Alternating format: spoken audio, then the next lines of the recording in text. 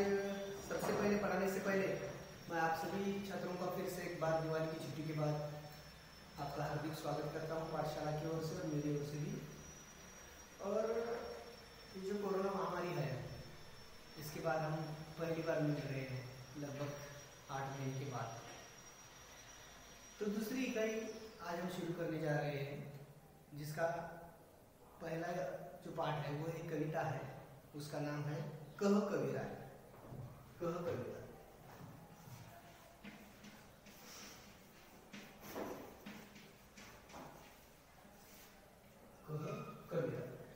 इस कविता को जिन्होंने लिखा है उनका नाम है कवि गिरिधर।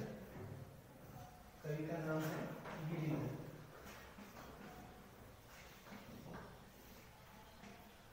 तो बच्चों, पहले कविता पढ़ने से पहले आराम से बैठो। अगर कोई शंका आशंका मन में आ रही हो तो मुझे पूछ लेना।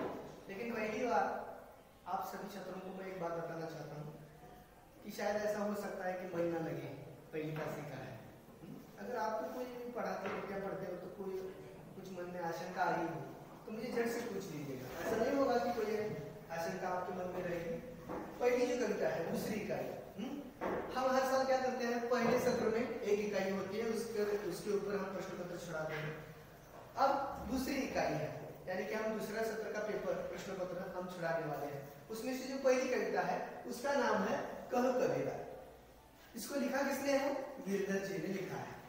तो कह कबीराय का सबसे पहले मतलब क्या है ये जान लेते हैं। कह कबीराय का आसान मतलब है कबीराय कहते हैं।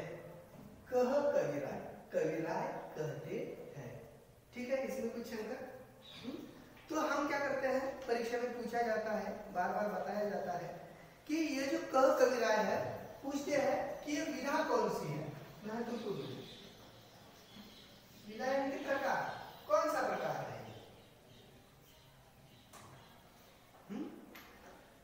हमने पहले भी पढ़ा था। हम क्या करते हैं, जब कोई विधा कौन सी है या हमको पता नहीं चलता तो हम पहले पेज पे आ जाते हैं। पहले पेज पे आ जाते हैं और ढूंढते हैं कि उसकी विधा कौन सी है। तो ये जो विधा है ये एक नई विधा है। आज तक आपने कभी भी इस विधा को पढ़ा नहीं है। इसे कहते हैं कुंडली। कविता पढ़ने से पहले हम कौन सी विधा पढ़ रहे हैं इसको मालूम होना आवश्यक है, तभी जाके हमको पता चलेगा कि हमने क्या पढ़ा है। ठीक है, तो कुंडली ये शब्द नया है। ये शब्द क्या है? नया शब्द आया है, नई विधा है। तो कविता पढ़ने से पहले हमें ये जान लेना आवश्यक हो जाता है कि ये विधा कौन सी है और नया शब्द आया है, नई विधा है, नया प्रकार है, कुंडली। ये कुंडली किसे कहते हैं? ठीक है, तो बच्चों कुंडली जो है यह कुंडली, इसका अर्थ है दोहा। आप जानते हो 8वीं से पढ़ते आए हैं हम। और नया एक शब्द आया है रोला। दोहा और रोला के मेल से जो बनती है,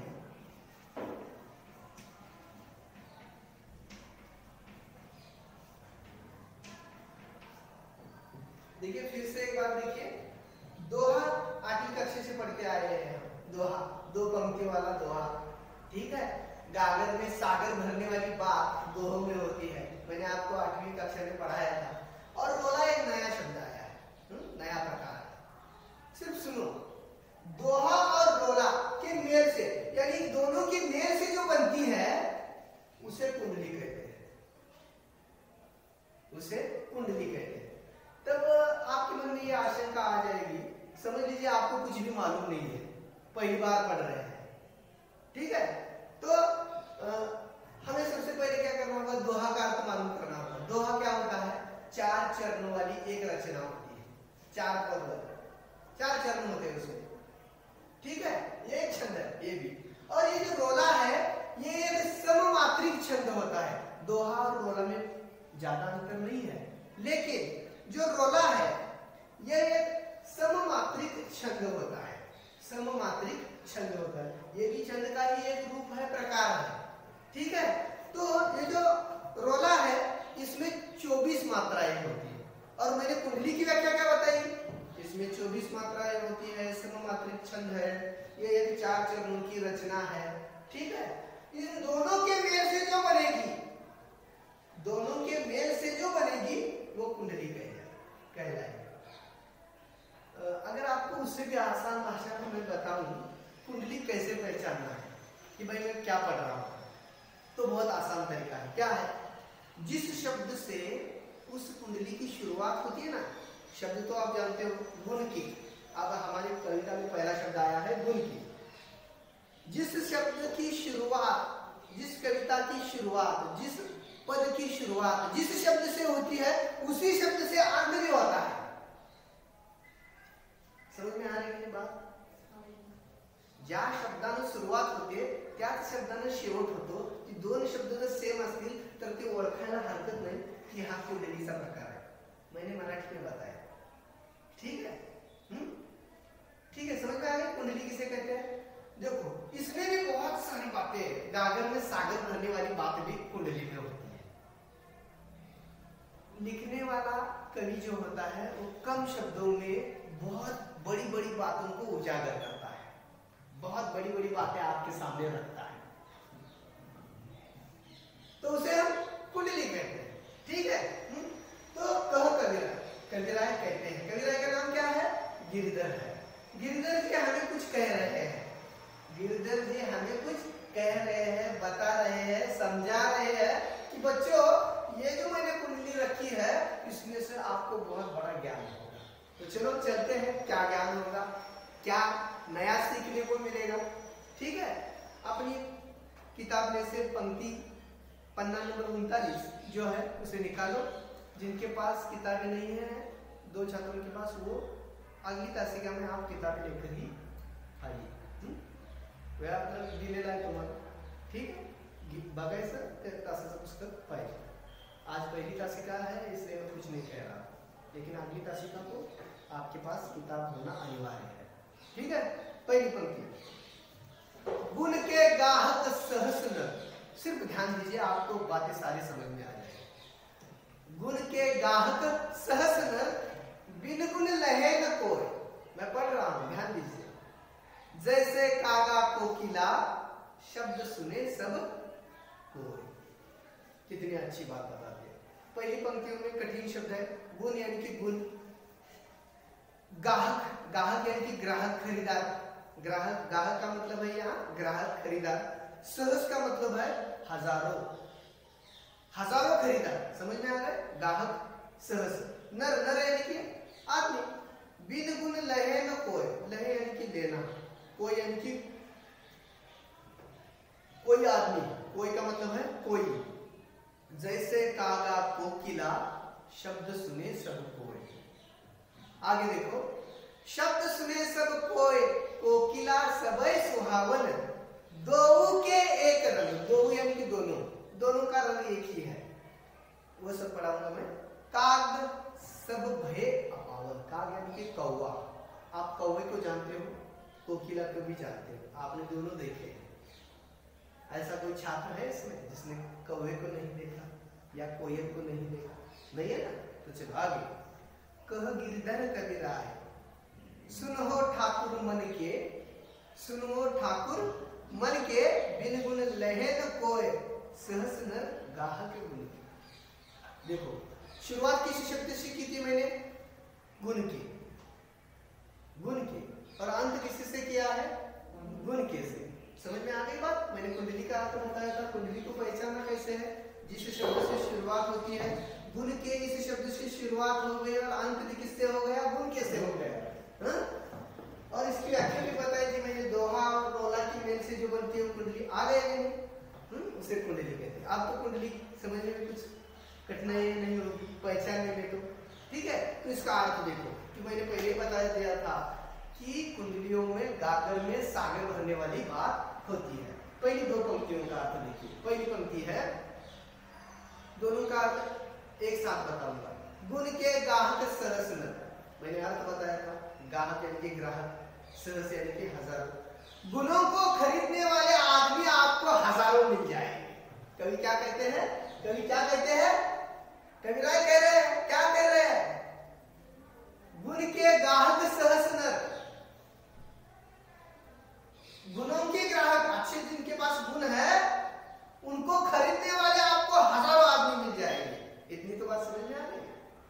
अच्छे गुणों को लेने वाले खरीदार बहुत है, लेने वाले बहुत है, बिन गुण कहे न कोई।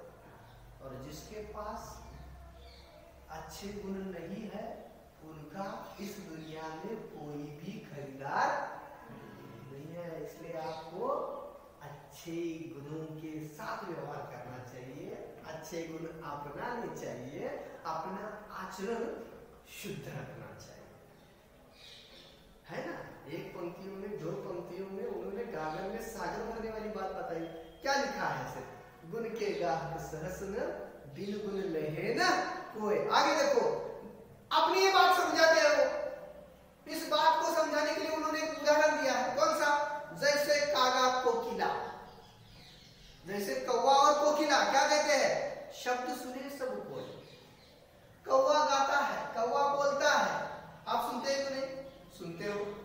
कोकिला गाती है, उसकी आवाज भी सुनते हो कि नहीं?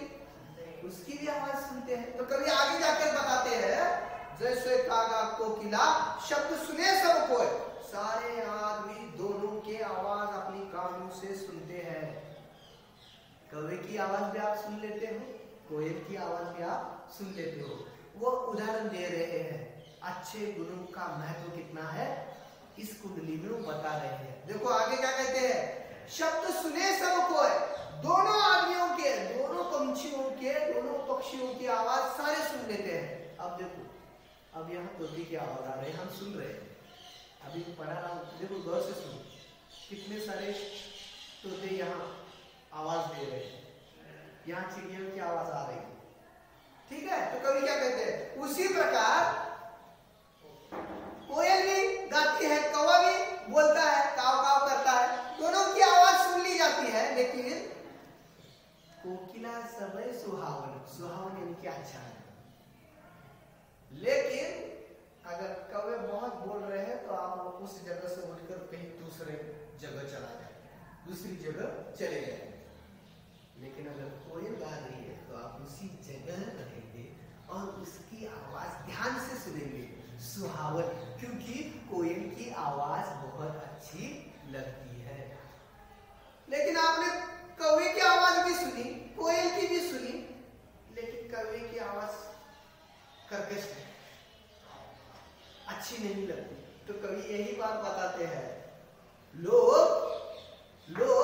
अच्छे गुण वालों को भी सुन लेते हैं, बुरे गुण लोगों को भी सुन लेते हैं, लेकिन किसको स्वीकार करते हैं? अच्छे गुणों को ही स्वीकार करते हैं। अच्छे गुणों की हमेशा वाह वाह होती है। वो आगे बताते हैं, दो के एक रंग काग सब भय अपावन। देखो कौवे का भी रंग काला है, कोयल का भी रंग काला है, लेकिन कोयल काली होती हुए भी आपको अच्छी लगती है। वैसे देखा जाए तो कोयल भी आपको बुरी लगनी चाहिए ना, लेकिन उसकी जो अच्छे गुण है, उसका जो अच्छा स्वर है, वो आपको सुहावन लगता है, और कौवे का अपावन लगता है, बहुत बुरा लगता है। कवि यही बात बता रहे हैं, अच्छे गुणों का महत्व ही बता रहे हैं इस कुंडली के माध्यम से। आगे क्या कहते हैं देखो, कह गिरधर कविराय, गिरधर हमारे कवि गिरधर है। सुन हो ठाकुर मन के, ए इंसान सुन, ठाकुर मन के इंसान, बिन गुण लहे न कोय, सहस नर गाहक गुण। किसके ग्राहक है दुनिया में? अच्छे गुणों के। अच्छे गुणों के हजारों ग्राहक मिल जाएंगे, लेकिन बुरे गुणों को लेने वाला कोई भी आदमी नहीं। तो पहली मैंने कुंडली समझाई, कुंडली किस प्रकार होती है, ये आपको सारी बात समझ में आ गई। इसको लिखा किसने? गिरधर जी ने। तो ये जो गिरधर जी है, मैंने आने के बाद मैंने ये सोचा था कि पहले गिरधर जी के बारे में आपको जानकारी दूंगा, लेकिन मैंने ये मेरे मन में एक ख्याल आया कि सबसे पहले मैं एक कुंडली पढ़ाऊं, फिर कुंडली क्या है अब आप लोगों की समझ में आ गया है, तो गिरधर जी के बारे में थोड़ी सी जानकारी हासिल करते हैं। इनका जो जन्म था वो ईस्वी सन 1713 ईस्वी में हुआ था, ऐसा अनुमान माना जाता है। लिखित स्वरूप में इसके दस्तावेज नहीं है। इनकी जो कुंडलियां है वो सारी की सारी, इनका जो विषय है कुंडली का, वो नीति पर है। वैराग्य पर है, अध्यात्म पर है। ठीक है, यानी सारी बातों में से आपको कुछ ऐसी बातें सुनने को मिलेगी जो आपने और कई जगह दूसरी जगह आपको सुनने को नहीं मिलेगी। इनका कुंडलियों का विषय ही है, ऐसे विषय वो आपके सामने रखते हैं कि जिससे आपको कोई बोध हो, कोई ज्ञान मिले। और वो उसी बात को समझाते हुए हर बार वो एक अलग उदाहरण आपके सामने प्रस्तुत करते हैं। इनकी जो प्रमुख कृति थी गिरधर कविराय ग्रंथावली, इसमें 500 से भी अधिक दोहे और कुंडलियां मिलती हैं। दोहे अलग होते हैं, रोला अलग होता है और कुंडलियां अलग होती है। ठीक है, पहली 6 पंक्तियों का, पहली कुंडलियों का अर्थ अब आपके समझ में आ गया होगा। फिर से एक बार बताता हूँ। पहली कुंडली में लेखक ने अच्छे गुणों का महत्व बताया है। उन्होंने ये बात समझाते हुए कही है कि अच्छे गुणों को लेने वाले, स्वीकार करने वाले आपको हजारों मनुष्य मिलेंगे, लेकिन बुरे गुणों को कोई भी स्वीकार नहीं करता। यही बात समझाने के लिए उन्होंने कागा और कोकिला का उदाहरण दिया है। किस प्रकार कोई कोकिला सुहावन लगती है और कौवा अपावन लगता है। ठीक है, आगे की कुंडली पढ़े। चलो देखो, देखा सब संसार में, संसार यानी कि दुनिया, संसार यानी कि क्या, दुनिया। बहुत आसान शब्द है, कठिन लगे तो लिख लेना। कुंडली बहुत आसान होती है, समझने में तो बहुत आसान। देखा सब संसार में, गिरधर जी कहते हैं मैंने जो सारे संसार में देखा, सारे पृथ्वी पर देखा। क्या देखा? मतलब का व्यवहार। मतलब यानी कि स्वार्थ, मतलब यानी कि क्या, स्वार्थ। हर कोई आदमी किसी दूसरे आदमी से कुछ न कुछ मतलब होता है, कुछ न कुछ स्वार्थ होता है, कुछ पाने की लालसा होती है, तभी वो उसके साथ व्यवहार करता है, बोलता है, अच्छा कहता है, कुछ नुकसान हो रहा है, बुरा कहता है। ठीक है, कवि कहते हैं, कवि गिरधर जी बताते हैं, देखा सब संसार में मतलब का व्यवहार। यानी जो सारा संसार है वो कैसा है? मतलबी है, स्वार्थी है। अब आपने उनकी जो रचना लिखी है वो देखा, आपने देखी है कि वो पहले बात रखते हैं, फिर उसे समझाने के लिए एक उदाहरण देते हैं। ठीक है, आगे देखो। जब लगी यानी कि होना, हमारे पास होना। देखो अर्थ बता देता हूं। जब लगी पैसा गांठ में, जब लगी पैसा गांठ में, तब लागी ताको यार। जब तक आपके पास पैसा है तब तक आपके बहुत सारे मित्र बन जाएंगे। जब तक आपके पास बहुत सारा धन है, संपत्ति है, पैसा है, तब तक आपके बहुत सारे मित्र बन जाएंगे। आप ना चाहते हुए भी वो बहुत सारे मित्र बन जाएंगे। पहली बात क्या बताई थी कहीं? देखा सब संसार में मतलब का व्यवहार। सारे लोग स्वार्थी है। जब तक आपके पास पैसा है तब तक आपके न चाहते हुए भी बहुत सारे मित्र बन जाएंगे, क्योंकि ये सारी दुनिया कैसी है? मतलबी है, स्वार्थी है। देखिए, अगर कोई बड़ा आदमी है, बहुत अमीर है, मैं उससे दोस्ती करूंगा या बहुत गरीब आदमी के साथ दोस्ती करूंगा? कौन बताए? हाथ ऊपर करें। मैं किसके साथ दोस्ती करना चाहूंगा? आप बताइए, मन का जो है दिल खोल के बताइए। यहाँ कुछ कठिन नहीं, अमीर आदमी से करेंगे। ठीक है, मैं अमीर आदमी से मित्रता क्यों बनाऊंगा? आप जानते हो इसका एक ही कारण है। अगर मैं अमीर से मित्रता बनाऊंगा, जब कभी मुझे पैसों की